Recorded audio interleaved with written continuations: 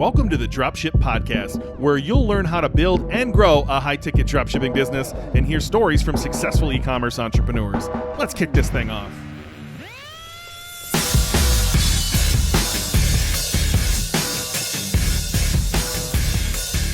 Hey, welcome to the Dropship Podcast, and today we're going to answer a question we get a lot. Should I sell in the U.S. from abroad? I think you can frame this two ways. John actually just framed it in a way I wasn't even thinking about. The way I think about this question is, I live in the UK. I bought Dropship Breakthru. Should I sell in the US or should I sell in the UK? I live in Australia. Should I sell in Australia or the US? And at this point, we've got France and Germany and Poland. We've got a lot of people on board from a lot of countries that are, not America, right? And so I hear this a lot. I hear a lot of people saying, man, I want to sell in America. That's where the money is. That's where the people are. That's where business is. That's where these things work. What's your take on that, John? What advice do you give? Because I'm very, very direct and to the point that the answer is no, that you should sell in your own country. Is there nuance there?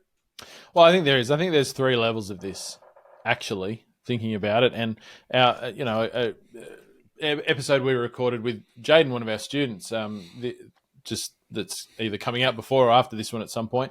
We recorded it today, so we were talking with him. He brought up another level to it, I think, about why people end up at this question. But the three levels, I think, is you live in a country like the UK or Australia or Canada or something like a reasonably sized country that has an established e-commerce market, and you're asking that question. So that's the first level. The second level is you're an expat living abroad. So you're like Australian, or you're from the US and you're living in, say, Thailand, right?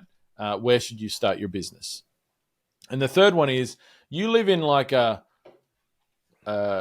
country that might fit the criteria, but it's really small. Like it's got a really small population. And this exists, maybe you're like New Zealand, or maybe you're like a small European country, like, Latvia or Lithuania, or like somewhere like that, like a really small country, or maybe some of the smaller Scandinavian countries like Norway or something like that. What should you do in that circumstance? So I think there's three levels, right? Those three levels. So the answers to those, in my view, the first one, if you live in Australia, the UK, Canada, or larger countries in Europe, like let's say you're in Germany or somewhere like that, my answer as well is the same as yours, which is what you said before. It's no, you should not be selling in the US. You shouldn't be starting a business in the US if you live in one of those countries, because your country has an established e-commerce market. It has suppliers, or there are suppliers in neighboring countries if you're in the EU, for example. So there's no reason for you to make your life harder, right? So starting a business in the US from one of those countries is going to be harder because, one, you have the time zone difference, right? So if you're in Australia and you're going to run a business in the US, and like I've been there, like you're only going to be able to contact suppliers for like half of your day or less, right? You're going to have to be up at weird times. You're going to have customer inquiries coming in the middle of the night. Like, why would you want that? That's difficult. You don't want to like be working like a night shift worker, because that's like not ideal for your health in the long term either. Then you've got the currency conversion issues. Like you're going to be paying for things in the US. Your startup money is going to be in Australian dollars. You've got to pay in US dollars. There's a lot of confusion there. And then it's hard to open a bank account in the US if you're in Australia. Like you've got to be there physically. You can't open a US bank account. Yes, there are some sort of halfway places at the moment where you can use a virtual bank to do that, but they tend to come and go, right? We've seen multiple of those get knocked out by like Stripe and stuff over the years that used to work, that don't work today.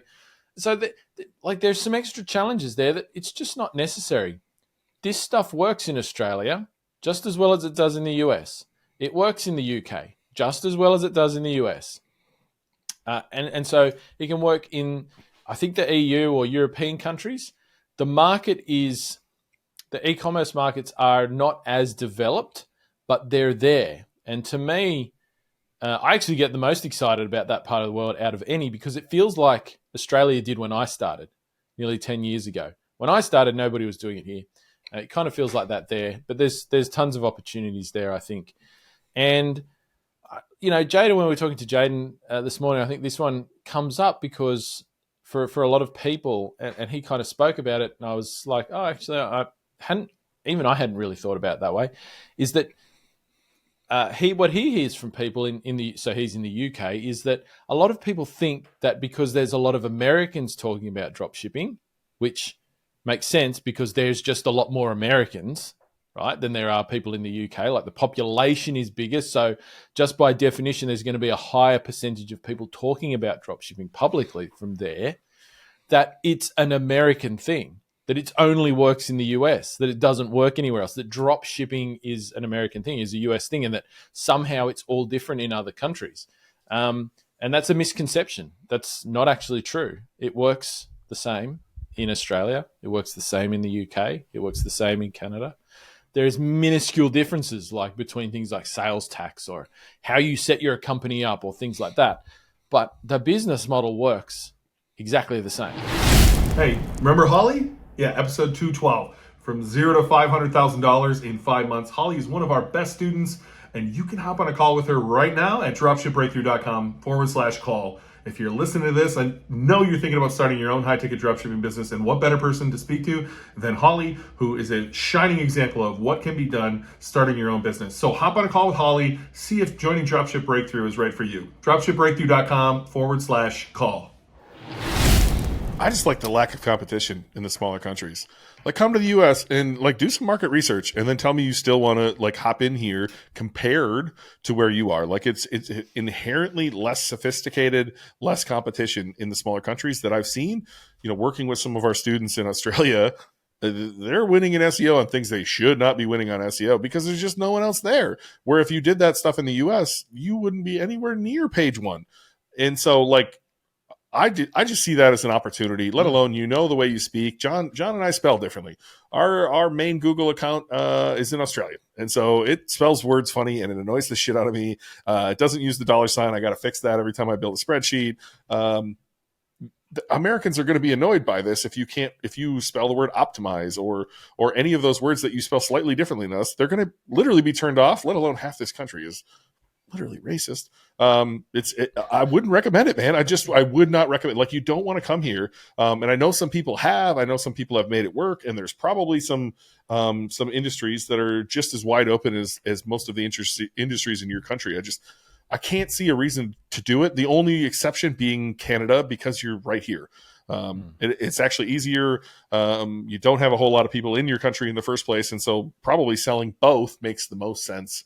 But anywhere else, if you're in the UK, if you're in Germany, we have a student in Poland who made his first sales this month. Like that's amazing. Stay in your country if you can, or if you're in Europe, sell to Europe, or if you're, near the UK, you might want to sell into the UK. I just can't see a reason why you would want to make this harder on yourself. Yeah. So that was the first group. There's two others. The second one I said was people who are an expat, right? So, I mean, if you're like from the US and you're living in Thailand, living the dream, and you're like, wow, I want to start a new business, whatever. Yeah, you're not going to start that business in Thailand, right? There is not the right sort of e-commerce market there at this point in time to support this sort of business model. So you're going to start your business in the US because that's where you're from, right? That's what you understand. You probably still have a permanent address there of some sort. You have connections there, all of that sort of thing. That's going to be your go-to, yes. Similarly, if you are an Australian living in Bali, God knows why you would do that, but lots of Australians like to. You're going to do the same thing. You're going to start your business in Australia, not the US, right? You're Australian. Go to the market that you know well. It works there. Similarly, if you're from the UK and you're living somewhere else, start it in the UK. Don't start it in the US. So that's the second group of people. I think that's a fairly simple one. And then the third one is you live in a really small country. And so this one's a little bit more difficult. There are some countries in the world where there is an e-commerce market, but the population is really small. Like there's countries in the world, the population is like 5 million people or something like that. Like very small. So the answer is yes, you could start a local business, but it's not going to grow very big because there just isn't the population size to support it. And so in those circumstances, I think you want to think about it a little bit. And And depending on your geographical location, the answer might be that it's better to start one in a larger country. And you can do that. So like globally, you have two options. You can start a business in the US or you can start a business in the UK. It's actually pretty easy to do. As somebody who doesn't live there, who's not a citizen, right? You can do that. Not a lot of people know that. Those are probably your two options, and you would choose whichever one is closest to you. So if you were in a really tiny European country, I think you have, and you're listening to this, you have two options. You could start one in your country, and you can actually sell. You can get supplies from other countries because you're in the EU. It's actually really easy to do that. You could sell to other people in the EU. So I think in that circumstance, I would stay local. If you're in some other very small country that, I can't think of, then your decision is going to be, what's the next closest, largest country to me that I can start a business in legally as somebody who's not a citizen or a non-resident, that I can sell with. If it's the US, you would go with that. If it's the UK, you would go with that. But, that's a small number, a very small number of people in a very small number of countries, but that does exist. And so I think in that circumstance, that's probably one of the few circumstances where we'd be suggesting, like, think about starting a business in a country that's not your own. Thanks for listening to the Dropship Podcast. You can find all the show notes for this episode at dropshippodcast.com. And if you're ready to take the next step in your dropshipping journey, we invite you to join us inside Dropship Breakthru, where John and I will walk you through step-by-step in starting your own high-ticket dropshipping e-commerce business. But that's not all. Dropship Breakthru will also teach you everything you'll need to know to grow your business and take it to the next level. So head over to dropshipbreakthru.com and sign up for our free training that will help you take the first steps towards building and growing your own profitable high-ticket dropshipping business.